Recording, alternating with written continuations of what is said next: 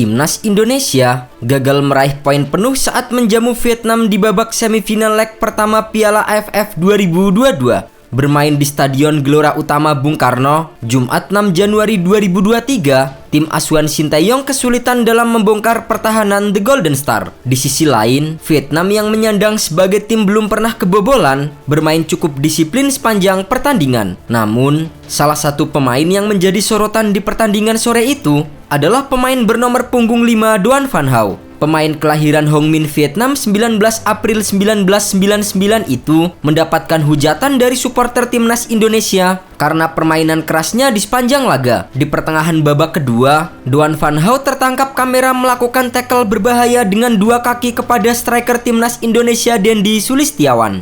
Namun, ia justru mengeram kesakitan, seolah-olah ialah yang menjadi korban. Yang lebih menjengkelkan lagi, Doan Van Hau lolos dari hukuman wasit asal Oman Omar Al-Yaqubi dan hanya diberi peringatan saja. Satu momen lainnya yang tak habis pikir terjadi pada injury time babak kedua. Dengan jurus yang sama, Doan Van Hau kembali berulah. Kali ini, korbannya adalah Ricky Kambuaya. Menerima umpan dari Asnawi Mangkualam, Ricky Kambuaya yang berada di kotak penalti berusaha untuk menjangkau bola. Namun, usaha pemain Persib Bandung itu diganggu oleh Doan Van Hau. Tampak, Doan Van Hau mengayunkan dan mengangkat kaki dengan tinggi, dan dengan gerakan itu membuat Ricky Kambuaya jatuh dan mengeram kesakitan. Namun lagi-lagi, Doan Van Hau ikut-ikutan memasang ekspresi seolah ialah korbannya. Wasit Omar Al-Yaqubi pun tidak menganggap aksi nakal Doan Van Hau itu sebagai pelanggaran dan kembali lolos dari hukuman kartu. Keputusan kontroversi wasit bahkan membuat komentator asing sampai menganggap bahwa wasit telah membuat keputusan yang salah. Tak hanya itu, netizen Indonesia yang geram dengan akal bulus dari Doan Van Hau langsung berbondong-bondong silaturahmi ke akun media sosial si pemain.